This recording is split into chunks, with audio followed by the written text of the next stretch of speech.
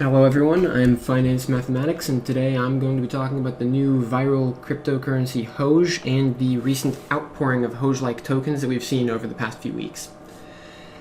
So if you're here, you're probably either interested in Hoge or you're at least curious as to what it is, because there's a lot of people going around financial Twitter, places like StockTwits, that are hyping up these new tokens, and if you look at the places like CoinMarketCap that show the returns, they're showing thousands of % in returns very, very quickly. And it can seem extremely compelling to buy them, especially because a lot of these tokens have these incentives, like auto burning is one of the most popular one, and auto staking, yield farming. So if you're looking at this financial model as it's being presented, and you're looking at the returns of these coins, it can look extremely appealing to dump some money into these tokens and get those returns for yourself. I'm not a financial advisor. I can't tell you whether these tokens are or aren't worth your money, but I do want to make this video to explain how some of the mathematics work with these tokens, because I do believe that there are some risks hidden in the math behind how these currencies work that you should be aware of to make an informed decision for yourself as to whether or not you should buy these coins. So in this video, I'm going to be using Hoge as an example, because that's the most popular one, but just about all of the DeFi meme tokens follow this exact same math, or math that's extremely similar to this. So the most important thing to know about Hoge, something that's way more important than the main appeal of how these tokens are made and how they're marketed, which is their deflationary nature, is that the price of these coins are not set by the same mechanisms that normal securities prices are set by, and they don't change by the same mechanisms because of that. So when you trade a stock like Coca-Cola, the transactions are facilitated by a central exchange between two equal market participants. So if one person wants to buy a share for $51.37, which is the price of Coca-Cola stock at the time of this recording, there has to be another person that's there willing to buy that share for $51.37. And the exchange will then take care of that transaction, and they'll switch the ownership between the share and the money between those two people. And that's called the order book model of exchanges. And it's what's used by places like Coinbase, Binance, basically every stock exchange in the world. But it's not what's used by Uniswap, which is what most of these meme tokens are based on. I think pretty much all of them are based on Uniswap. And one of the key advantages of the order book model of exchanges is that there's some stabilizing power to the transactions requiring co-equal participants. So if a massive institution decides to dump their shares of one stock or the other onto the market, buying demand will increase as the price lowers to keep the price somewhere up near its intrinsic value. And that'll keep massive swings from happening, usually, unless the market gets into periods of very high volatility and fear. So that's a stabilizing effect on those markets. The main takeaway that I want you to take from this is that on things like stock exchange, things like Coinbase, Binance, each share's transaction occurs between one person who wants to buy the stock at a certain price and another person who is willing to sell that stock at that same price. Because Hoge, Poodle, Shiba, Grumpy, all of these coins, they don't work like that at all. These tokens operate on an entirely separate system called the liquidity pool, or sometimes called the market maker system. And here's how that works in the case of these meme tokens. So what a dev team will do when they're making the new token is they'll pool up a small amount of cash. Usually it's Ethereum, because Ethereum is what is used on Uniswap, which is the most popular DeFi program at the time. And they will mint a token in a certain number, and they'll put their tokenomics, they'll put their burn wallet, and they'll put their auto stake yield farming, and they will equal those out into a liquidity pool. So they'll put like $3,500, for instance, of Ethereum into a pool, and then they'll put all of the starting tokens into the other end of that pool. And how liquidity pools work for pricing is the total value of both sides of the pool are treated as equal at all times. So if one person buys one of these tokens for Ethereum, the amount of Ethereum in the pool goes up, the amount of coin in the pool goes down, and the price of the coin goes up because of that. So that's why all of these new coins are showing this exponential growth as soon as they come out of the gate, is because if the devs only put a very small amount of Ethereum in the starting pool, then it only takes buyers matching that amount to quadruple the price of the coin. So if, for instance, for Hoge, I've calculated roughly that the starting value was about 3,500. I think it might actually be less than that. I don't have the exact number, but it's somewhere around there. I didn't factor in the auto burn, so it's not an exact number. But that means that once $3,500-ish got into the Hoge liquidity pool from buyers after it launched, that price had already quadrupled. Once another 7,000 on top of that had gone in, the price was up 16x from its launch. So that's the mechanics behind how these coins rise so quickly. But as they continue to rise further and further beyond that, there are risks that start to emerge. And they will continue to rise above that for a time, usually with these tokens, because it's extremely easy to put these returns on places like Twitter, places like StockTwits, to advertise these tokens with these returns and say, hey, look, I made 16x in 2 days. You should buy this token too. And if you don't know what to look for and you don't know how the math behind these coins works, then it can look extremely appealing. And I wouldn't blame anyone for thinking that this looks like an extremely appealing investment, but there are risks that emerge as the coin's price continues to go up and up and up. So another formula that's used in calculating liquidity pool valuations is that there is, unless new liquidity is added to the pool, there is a constant number between the numerical values of the two tokens inserted multiplied together. So if a pool starts with 1,000 Ethereum and 1,000 of whatever new token is being minted, the liquidity pool will treat each token, once that coin launches, as being worth 1 Ethereum. But 1,000 times 1,000 equals a million. So if someone wants to pull out 500 of those tokens, they'll have to put in an extra 1,000 Ethereum into the pool to keep it matching 1 million, those two numbers multiplied together, because 500, 2,000 multiplied together is the same thing as 1,000 multiplied by 1,000. So the price for buying each next token goes up every time you buy one. And if you look on a place like CoinMarketCap for Hoge at this point, you'll see that the total market cap, if you multiply it by the percentage of the coins that are still in circulation, because a lot of them have already been burnt,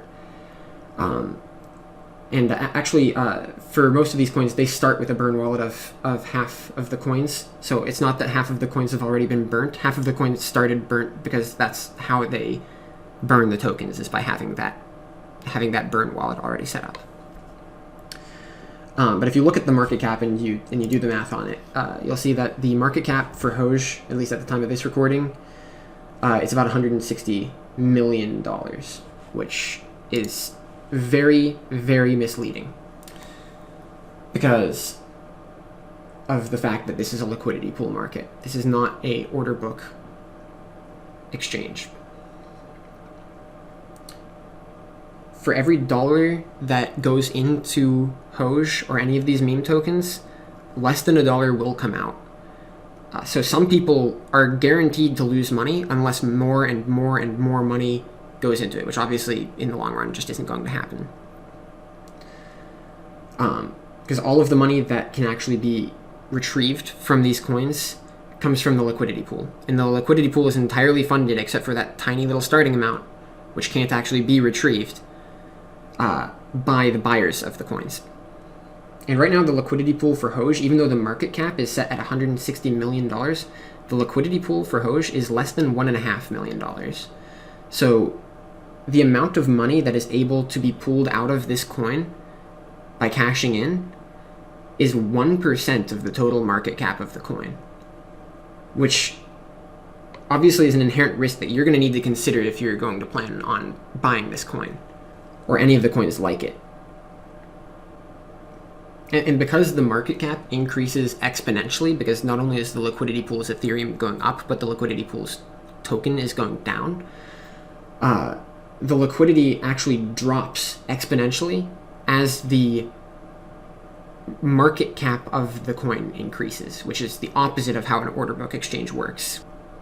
So going back to those people who bought these coins extremely early on and launched this coin through its early growth phase, let's talk about, there are 500 million Hoge minted at the time of that market opening. If you wanted to buy 1 billion Hoge and you were the first person to get into that market, it would only cost you $7. And at the time of this recording, if that person wanted to cash out, they would come out ahead with $342,566 worth of Ethereum. And that 1 billion Hoge, given that there's about 410 billion in circulation, that's less than 0.25% of the total Hoge that's in circulation right now.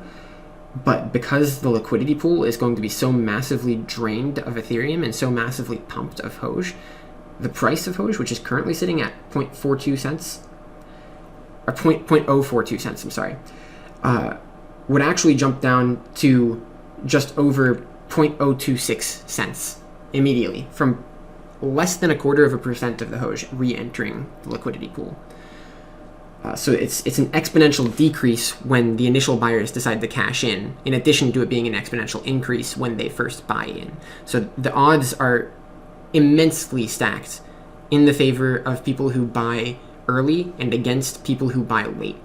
And now, again, I can't tell you what is late. I can't tell you when there will be more money coming out than there is coming in. And if you decide that after all of this, that's a risk that you're willing to take, then that is your decision to make. I will not tell you that this is a scam. I will not tell you that this is a poor investment. I'm only here to tell you this risk exists, and that's something that you're going to have to factor in when you're making your decision. Because a lot of people, they just see those returns. They don't see the math behind it and how unsustainable it's going to end up being eventually. And this effect increases, again, it increases exponentially as the coin ages, because there have been dips in the first few weeks of a lot of these coins, and those dips get eaten up like candy when the coin is new, and those initial whales cash out their 50x. Those coins almost always reach new all-time highs again. But that's because the amount of new investors that need to find their way in with exactly as much money as the old investors who are cashing out are pulling out is much lower when the coin has a lower liquidity pool and a lower market cap. So if someone wants to cash out when they're at 16x, then there will only have to be 16 people who are putting in the same amount of money that he put in to rebound that stock. And if it's having these exponential growth returns, and that's very likely at first, it becomes less likely as time goes on, because some of these whales will hold on to their tokens for the long haul. And to use the example of a $7 Hoge whale, the first $7 to be spent on Hoge, if that person cashed out with just $7 of initial investment, there would need to find 48,938 times that initial investment back into the market to pump that price back up before you factor in the deflation, which obviously that's only a few $1 million of transaction over a market cap that's technically valuated at over $100 million. So that deflationary effect is going to be the lesser consideration there. If you believe that these coins are going to continue to be traded as they get pumped and dumped and pumped and dumped over and over again for years to come, then maybe you'll decide that that's worth it.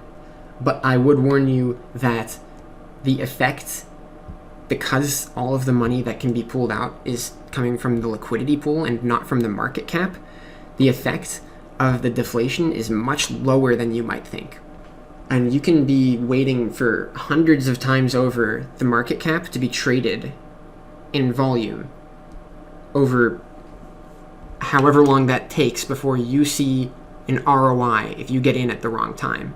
And I mean, if you're putting in money that you're willing to take that risk with, or you're willing to hold it for years because you think that these meme tokens are going to continue to be traded for a long, long time in the future, then you might be okay with that risk. But I am here to just tell you that that risk exists, because it can be kind of misleading when you look at CoinMarketCap and see that these coins have $160 million in them, because that's just not true. And a second thing that seems to be pretty noteworthy, that seems like it's worth mentioning, is that the devs say that they are in talks to be moved to an order book model exchange, Binance, or to be at least listed there partially.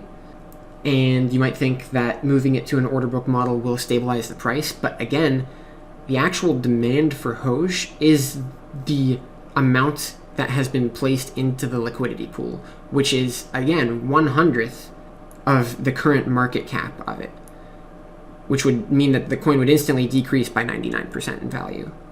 And you would have to rebuild it from there based on meme power, which is, I mean, certainly possible. So I'm not going to tell you that that would be a bad investment. I'm just going to tell you that that is something to keep in mind if you are going to consider buying these tokens.